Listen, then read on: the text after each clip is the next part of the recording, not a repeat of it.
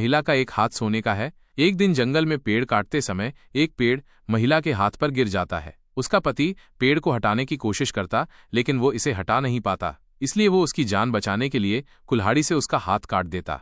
इसके बाद वो अपना कटा हुआ हाथ देखकर हमेशा दुखी रहती। ये देखकर उसका पति उसके लिए एक आर्टिफिशियल हाथ डिजाइन करता है, लेकिन वो चाहती थी कि वो हाथ सोने से बना हो। इसलिए कुछ दिनों के बाद उसका पति उसके लिए एक गोल्डन हाथ बनाता है।